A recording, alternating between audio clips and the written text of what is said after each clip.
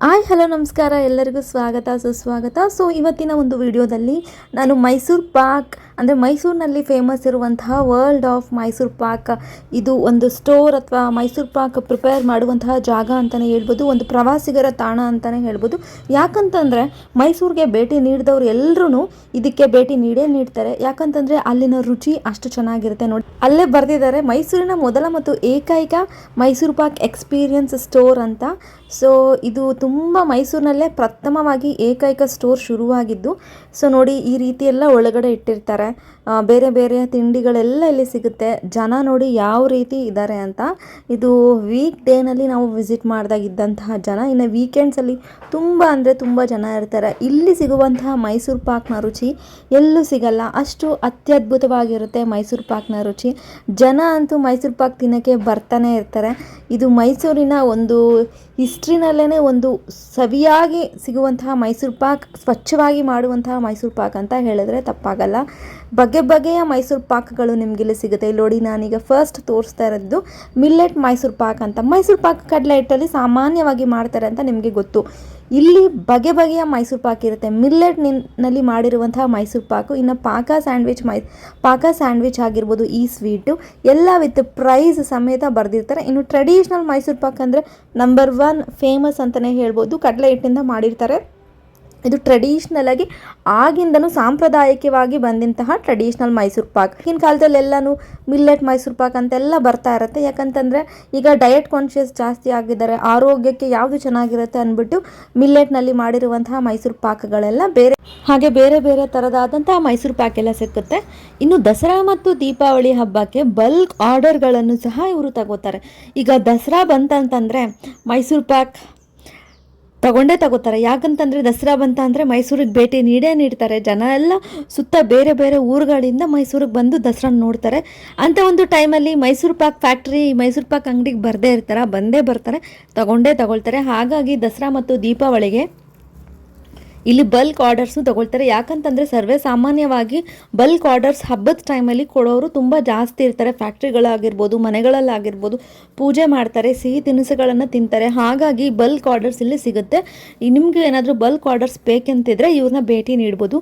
ಇನ್ನು ಬೆಲ್ಲದಲ್ಲಿ ಮಾಡಿರುವಂತಹ ಮೈಸೂರು ಪಾಕು, ಹಾಲಿನಲ್ಲಿ ಮಾಡಿರುವಂತಹ ಮೈಸೂರು ಪಾಕ್ ಅಂದರೆ ಜಾಗರಿ ಮೈಸೂರು ಪಾಕ್, ಮಿಲ್ಕ್ ಮೈಸೂರು ಪಾಕ್, ಅಂಜೂರದಲ್ಲಿ ಮಾಡಿರುವಂತಹ ಮೈಸೂರು ಪಾಕ್, ಈ ರೀತಿ ಬಗೆ ಬಗೆಯ ಮ್ಯಾಂಗೋನಲ್ಲಿ ಮಾಡಿರುವಂತಹ ಮೈಸೂರು ಪಾಕ್ ಆಗಿರ್ಬೋದು, ಎಲ್ಲ ಡಿಫ್ರೆಂಟ್ ಫ್ಲೇವರ್ಸಲ್ಲಿ ನಿಮಗೆ ಮಾಡಿರುವಂತಹ ಮೈಸೂರು ಪಾಕ್ ಇಲ್ಲೇ ಸಿಗುತ್ತೆ.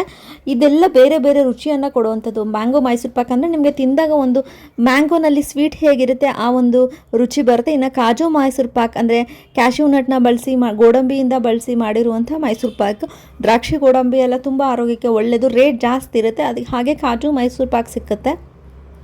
ಇನ್ನು ರೋಸ್ಟೆಡ್ ಆಲ್ಮಂಡ್ ಮೈಸೂರು ಪಾಕ್ ಅಂದರೆ ಬಾದಾಮಿ ಇಂದ ಮಾಡಿರುವಂತಹ ಮೈಸೂರು ಪಾಕ್. ಇನ್ನು ಜನ ಎಲ್ಲ ರುಚಿಗೆ ತಗೋತಾರೆ. ನೋಡಿ, ಕ್ಯಾರೆಟ್ ಮೈಸೂರು ಪಾಕ್, ಕ್ಯಾರೆಟ್ನಲ್ಲಿ ಮಾಡಿರುವಂಥ ಮೈಸೂರು ಪಾಕು ಸಿಗುತ್ತೆ. ಇನ್ನು ಮೈಸೂರು ಪೇಡ ಆಗಿರ್ಬೋದು. ನೋಡಿ, ಎಲ್ಲನೂ ನಿಮಗೆ ಇಲ್ಲಿ ಗ್ಲಿಮ್ಸ್ ಕಾಣಿಸ್ತಾ ಇದೆಯಲ್ಲ, ಇದೆಲ್ಲನೂ ಬಗೆಯಾಗಿ ಸಿಗುವಂತಹ ಮೈಸೂರು ಪಾಕ್. ಇನ್ನು ತುಂಬ ಜನ ರುಚಿಗೆ ತಗೊಳ್ತಾ ಇದ್ರು. ಯಾಕಂತಂದರೆ ತುಂಬ ಥರ ವೆರೈಟಿ ಇರುತ್ತೆ. ನಮಗೆ ಯಾವುದು ತಗೊಳ್ಳೋದು ಗೊತ್ತಾಗಲಿಲ್ಲ ಅಂತಂದರೆ ಫಸ್ಟ್ ಟೈಮ್ ಹೋಗಿರ್ತೀವಲ್ವ, ನಮಗೆ ಯಾವುದು ತೊಗೋಬೇಕಂತಿರ್ತೀವಿ ಅದನ್ನು ಸ್ಯಾಂಪಲ್ಗೆ ಸ್ವಲ್ಪ ಕೊಡಿ ಅಂತಂದರೆ ಕೊಡ್ತಾರೆ.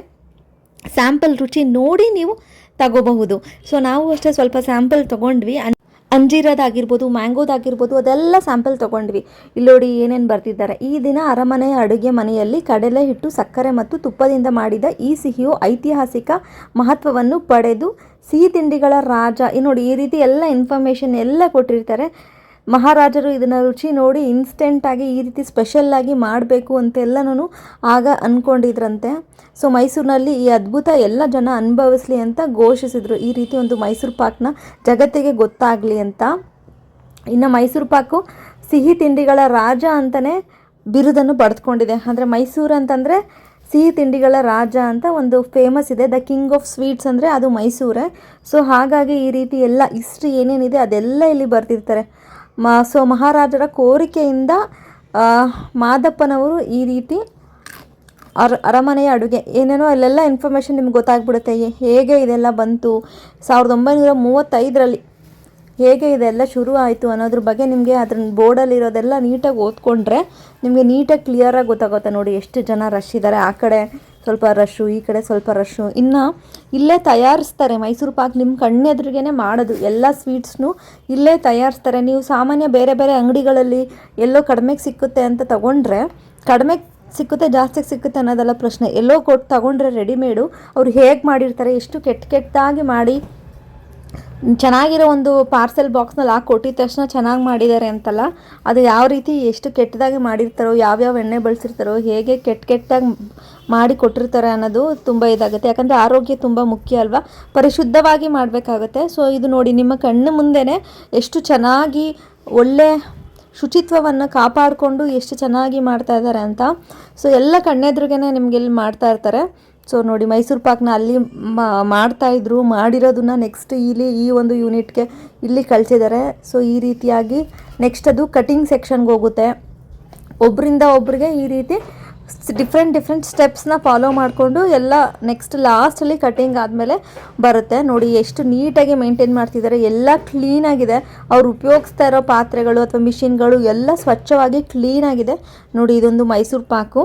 ಸೊ ಈ ಮೈಸೂರು ಪಾಕ್ನ ಅವರು ಇವಾಗ ತಾನೇ ಡಬ್ಬದಿಂದ ನೀಟಾಗಿ ಇಟ್ಟು ನೆಕ್ಸ್ಟ್ ಈಗ ಕಟಿಂಗ್ ಸೆಕ್ಷನ್ ಮಿಷಿನ್ಗೆ ಪಾಸ್ ಆಗ್ತಾ ಇರೋದು. ಸೊ ಈ ರೀತಿ ಮ್ಯಾನ್ಯುವಲ್ ಕಟಿಂಗ್ ಎಲ್ಲ ಆಗಿನ ಕಾಲದಲ್ಲಿ ಮಾಡ್ತಿದ್ರು. ಈಗ ತುಂಬ ಬಲ್ಕ್ ಆರ್ಡರ್ಸ್ ಎಲ್ಲ ಜಾಸ್ತಿ ಇರುವಾಗ ಆ್ಯಂಡ್ ಪರ್ಫೆಕ್ಟ್ ಎಲ್ಲ ಸೈಜಸನ್ನು ನೀಟಾಗಿ ಕಟ್ಟಾಗಿ ಎಲ್ಲ ಒಂದೇ ಸೈಜಲ್ಲಿ ಕಟ್ ಆಗಬೇಕು ಅಂತಂದರೆ ಈ ರೀತಿ ಟೆಕ್ನಾಲಜಿ ತುಂಬ ಫಾರ್ವರ್ಡ್ ಆಗಿರೋದ್ರಿಂದ ಈ ರೀತಿ ಕಟಿಂಗ್ ಮಿಷಿನ್ಸ್ ಎಲ್ಲ ಬಂದಿದೆ. ಸೊ ಈ ಒಂದು ಕಟಿಂಗ್ ಮಿಷಿನ್ಗೆ ಅವರು ಪ್ರಿಪೇರ್ ಮಾಡಿಟ್ಕೊಂಡಿರುವಂಥ ಮೈಸೂರು ಪಾಕ್ನ ಕಳಿಸ್ತಾರೆ. ಅದು ನೀಟಾಗಿ ಕಟ್ ಮಾಡುತ್ತೆ. ನೋಡಿ ಯಾವ ರೀತಿ ಒಂದು ಕಟ್ ಮಾಡ್ತು ಅಂತ ನಿಮ್ಮ ಕಣ್ಮುಂದೆನೇ ಈಗ ಕಾಣಿಸಿದೆ ಅಲ್ವಾ. ಸೊ ನೀಟಾಗಿ ಎಲ್ಲನೂ ಒಂದೇ ಸೈಜಲ್ಲಿ ಕಟ್ ಮಾಡಿ ಆಮೇಲೆ ಅವರು ನೆಕ್ಸ್ಟ್ ಅದನ್ನು ಸಪ್ರೇಟ್ ಮಾಡ್ತಾರೆ. ನೋಡಿ, ಕಟಿಂಗ್ ಆದಮೇಲೆ ನೆಕ್ಸ್ಟ್ ಆ ಕಡೆ ಇರೋರು ಅದನ್ನು ತಗೊಂಡು ಎಲ್ಲ ನೀಟಾಗಿ ಎಲ್ಲ ಪೀಸಸ್ನೂ ಎತ್ತಿ ನೀಟಾಗಿ ಸಪ್ರೇಟ್ ಮಾಡಿ ಅದನ್ನು ನೆಕ್ಸ್ಟ್ ಅವರು ಇದು ಮಾಡ್ತಾರೆ. ನೋಡಿ, ಈಗ ಹೊಸದೊಂದು ಮೂವ್ ಆಗ್ತಿದೆ ಈಗ ಕಟಿಂಗ್ಗೆ. ನೋಡಿ ಯಾವ ರೀತಿ ಮೂವ್ ಆಗ್ತಿದೆ ಅಂತ ನಿಮಗೆ ಗೊತ್ತಾಗ್ತದೆ. ಎಷ್ಟು ಚೆನ್ನಾಗಿದೆ, ಇದನ್ನು ನೋಡೋಕ್ಕೇ ಎಷ್ಟು ಚೆನ್ನಾಗಿ ಅನಿಸುತ್ತೆ. ನೀಟಾಗಿ ಕಟ್ ಆಗ್ತಿದೆ, ಎಷ್ಟು ಸ್ಲೋ ಆಗಿ ಮೂವ್ ಆಗ್ತಾ ಇದೆ ಅಲ್ವಾ. ಕಟ್ ಆಗಿರೋದು ಆಲ್ರೆಡಿ ಆ ಕಡೆಗೆ ಎಕ್ಸಿಟ್ ಆಗಿದೆ. ಇದು ಉದ್ದುದ ಹಿಂಗೆ ಕಟ್ ಆಗ್ತಿದೆ. ನೆಕ್ಸ್ಟು ಅಡ್ಡ ಕಟ್ ಆಗುತ್ತೆ. ನೀಟಾಗಿ ಎರಡು ಸೈಡೂ ಕಟ್ಟಿಂಗಿಗೆ ಬರುತ್ತೆ. ಒಂದು ಸೈಡ್ ಕಟ್ ಆದಮೇಲೆ ಫುಲ್ ಅದು ಒಳಗಡೆಗೆ ಬಂದಾದಮೇಲೆ ನೆಕ್ಸ್ಟ್ ಈ ಕಡೆಯಿಂದ ಕಟ್ ಮಾಡಿ ಆ ಕಡೆಗೆ ಹೋಗುತ್ತೆ. ಸೊ ಈ ರೀತಿಯಾದಂಥ ಮಿಷಿನ್ಗಳೆಲ್ಲ ಅವರು ಒಳಗಡೆ ಕಿಚನಲ್ಲಿ ಇಟ್ಕೊಂಡು ಈ ರೀತಿ ಮಾಡ್ತಾ ಇರ್ತಾರೆ. ಕೈಗೆಲ್ಲ ನೀಟಾಗಿ ಗ್ಲೌಸ್ ಹಾಕ್ಕೊಂಡಿರ್ತಾರೆ. ಸೊ ಶುಚಿತ್ವ ಮೇಯ್ನ್ ಅಲ್ವಾ. ತಿನ್ಬೇಕಂತಂದರೆ ಹೇಗೆ ಮಾಡಿರ್ತಾರೆ ಅನ್ನೋದು ನಮಗೆ ಮನಸ್ಸಲ್ಲಿ ಒಂದು ಭಯ ಇರಬಾರ್ದು ಅಂತಂದರೆ ಈ ರೀತಿ ಕಣ್ಣೆದುರುಗಡೆ ನೀಟಾಗಿ ಸ್ವಚ್ಛವಾಗಿ ಮಾಡಿಟ್ಟು ಕೊಡೋವಂತಹ ಮೈಸೂರು ಪಾಕ್ನ ನೀವು ತಿಂದರೆ ಆರೋಗ್ಯಕ್ಕೂ ಒಳ್ಳೆಯದು. ಸಿಹಿನ ಜಾಸ್ತಿ ತಿನ್ನಬಾರ್ದು ಅಷ್ಟಾಗಿ. ಹಬ್ಬಕ್ಕೆ ಈ ರೀತಿ ದಸರಾ ದೀಪಾವಳಿಗಳಲ್ಲೆಲ್ಲ ಸ್ವೀಟ್ ತಿನ್ನೋದು ಏನಾಗಲ್ಲ, ಒಂದು ದಿನ ತಿಂದರೆ ಏನಾಗಲ್ಲ. ನೋಡಿ, ಇನ್ನು ಬೇರೆ ಬೇರೆ ಥರದ್ದೆಲ್ಲ ಸ್ವೀಟ್ಸ್ ಇದೆ. ರಸಮಲೈ ಆಗಿರ್ಬೋದು, ಇನ್ನು ರಸಗುಲ್ಲ ಆಗಿರ್ಬೋದು, ಮಟಕ ನೋಡಿ ಈ ರೀತಿ ರಸಗುಲ್ಲ ಮಟಕೆನಲ್ಲಿ ಇಟ್ಟಿರೋ ಅಂಥದ್ದು ಆಗಿರ್ಬೋದು. ಬಗೆಯ ಸ್ವೀಟ್ಗಳು ಇಲ್ಲಿ ಲಭ್ಯ. ಕೇವಲ ಮೈಸೂರು ಪಾಕ್ನಲ್ಲಿ ಬಗೆ ಅಂತ ಅಂದ್ಕೊಬೇಡಿ, ತುಂಬ ಬೇರೆ ಇದೆ. ಮಲೈ ಸ್ಯಾಂಡ್ವಿಚ್ ಆಗಿರ್ಬೋದು, ಈ ರೀತಿ ಸ್ಪೆಷಲ್ ಬಾದಾಮ್ ಮಿಲ್ಕ್ಸ್ ಆಗಿರ್ಬೋದು, ಜೀರಾ ಡ್ರಿಂಕ್ಸ್ ಆಗಿರ್ಬೋದು, ಬಟರ್ ಮಿಲ್ಕ್, ಚಂಪಾಕಲಿ, ಇದೆಲ್ಲ ಡಿಫ್ರೆಂಟ್. ಚಂಪಾಕಲಿ ಪ್ರೈಸ್ ಅಂತೂ ಕೇವಲ 30 ರೂಪಾಯಿ. ನೋಡಿ ಈ ರೀತಿ ಎಲ್ಲ ಇದೆ. ಜಾಮೂನ್ ಆಗಿರ್ಬೋದು, ಲಡ್ಡು ಆಗಿರ್ಬೋದು, ಬೂಂದಿ ಲಡ್ಡು ಆಗಿರ್ಬೋದು, ಕಾಜು ಕಟೋರಿ, ಅಂಜೂರಿ ಪಿಸ್ತಾ ರೋಲ್ ಆಗಿರ್ಬೋದು, ದೂದ್ ಪೇಡ, ಬೂಂದಿ ಲಡ್ಡು, ಈ ರೀತಿ ಬಗೆಯಾದಂತಹ ತಿನಿಸುಗಳಿದೆ. ಎಲ್ಲ ಸಿಹಿ. ಆಮೇಲೆ ಕೇವಲ ಸಿಹಿ ಅಂದ್ಕೊಂಬೇಡಿ, ಇನ್ನು ಖಾರ ಮಿಕ್ಸ್ಚರ್ ಸಹ ಇದೆ, ಅದನ್ನು ತೋರಿಸ್ತೀನಿ. ಇನ್ನು ಬೇರೆದೆಲ್ಲ ನಿಮಗೆ ಕಾಣಿಸ್ತಿದೆ. ದೂದ್ ಪೇಡನಲ್ಲಿ ಹಲವಾರು ವಿಧ ಇದೆ. ಇನ್ನು ರೋಸ್ಟೆಡ್ ಚಾಕ್ಲೇಟ್ಸ್, ಮಿಲ್ಕ್ ಚಾಕ್ಲೇಟ್ಸ್ ಆಗಿರ್ಬೋದು, ಕಾಜು ಚಾಕ್ಲೇಟ್ಸು, ಸೋಂಪಪುಡಿನಲ್ಲಿ ಮಿಲ್ಕ್ ಸೋಂಪಪುಡಿ ಆಗಿರ್ಬೋದು, ಕಾಜು ಸೋಂಪಪುಡಿ, ವೆನಿಲ್ಲಾ ಬರ್ಫಿ ಆಗಿರ್ಬೋದು, ತುಂಬ ಬಗೆಯಾಗಿ ಸ್ವೀಟ್ಸ್ ಎಲ್ಲ ಇದೆ. ಅದು ತುಂಬ ಫೇಮಸ್ ಅಂತಂದರೆ ಮೈಸೂರು ಪಾಕ್ ಇಲ್ಲಿ. ಯಾಕಂದರೆ ತುಂಬ ಬರೋರೆಲ್ಲ ಜಾಸ್ತಿ ಮೈಸೂರು ಪಾಕೇ ತಗೊಳ್ಳೋದು. ಹಾಗಾಗಿ ಇನ್ನು ಮಿಕ್ಸ್ಚರ್ಗಳಲ್ಲಿ ನಾನು ಹೇಳಿದಾಗೆ ಈ ರೀತಿ ಡಿಫ್ರೆಂಟ್ ಮಿಕ್ಸ್ಚರ್ಸ್ ಸಿಗುತ್ತೆ. ಅವರೇ ಬೇಳೆದು ಮಿಕ್ಸ್ಚರ್ ಆಗಿರ್ಬೋದು, ಈ ರೀತಿ ಡಿಫ್ರೆಂಟಾಗಿ ಮಿಕ್ಸ್ಚರ್ ಎಲ್ಲ ಸಿಗುತ್ತೆ. ಅವರೇ ಬೇಳೆ ಮಿಕ್ಸ್ಚರ್ನ ಜಾಸ್ತಿ ಜನ ತಗೋತಾಯಿದ್ರು, ಯಾಕಂದರೆ ಡಿಫ್ರೆಂಟ್ ಆಗಿರುತ್ತಲ್ವ. ಹಾಗಾಗಿ ಇನ್ನು ನಾವು ಬಿಲ್ಲಿಂಗ್ ಮಾಡಿಸ್ಕೊಂಡ್ವಿ, ನಾವು ಒಂದು ಟ್ರೆಡಿಷ್ನಲ್ ಮೈಸೂರು ಪಾಕ್ ತೊಗೊಂಡ್ವಿ. ಆಗಿನಿಂದಲೂ ಅದು ತುಂಬ ಫೇಮಸ್ಸು. ಹಾಗಾಗಿ ಟ್ರೆಡಿಷ್ನಲ್ ಮೈಸೂರು ಪಾಕ್ನ ನಾವು ತೊಗೊಂಡ್ವಿ. ಸೊ ತುಂಬ ಬಗೆಯಾಗಿ ಸ್ವೀಟ್ ಬಾಕ್ಸ್ಗಳೆಲ್ಲ ಸಿಗುತ್ತೆ. ಇನ್ನು ಬೇರೆ ಬೇರೆ ಐಟಮ್ಸ್ ಎಲ್ಲನೂ ಇಲ್ಲಿ ಸಿಕ್ಕುತ್ತೆ, ನೀವು ವಿಸಿಟ್ ಮಾಡ್ಬೋದು. ಇದು ಚಾಮುಂಡಿ ಬೆಟ್ಟಕ್ಕೆ ನಾವು ಹೋಗ್ತೀವಲ್ವ, ಅದೇ ರೋಡಲ್ಲಿ ನಿಮಗೆ ಮೈಸೂರು ಪಾಕ್ನ ಇದೊಂದು ಶಾಪ್ ಇರುತ್ತೆ. ಚಾಮುಂಡಿ ಬೆಟ್ಟ ರೂಟಲ್ಲೇ ಇದೆ. ಸೊ ಯಾರೆಲ್ಲ ಚಾಮುಂಡಿ ಬೆಟ್ಟಕ್ಕೆ ಬರ್ತೀರಾ, ಮೈಸೂರಿಗೆ ಬರ್ತೀರಾ, ಆವಾಗ ನೀವು ಖಂಡಿತ ವಿಸಿಟ್ ಮಾಡಿ ಈ ಎಕ್ಸ್ಪೀರಿಯನ್ಸ್ನ ನೀವು ಮಾಡಿ. ಥ್ಯಾಂಕ್ ಯು ಸೋ ಮಚ್ ಈ ವಿಡಿಯೋ ನೋಡಿದ್ದಕ್ಕಾಗಿ. ಧನ್ಯವಾದಗಳು ವೀಕ್ಷಕರೇ.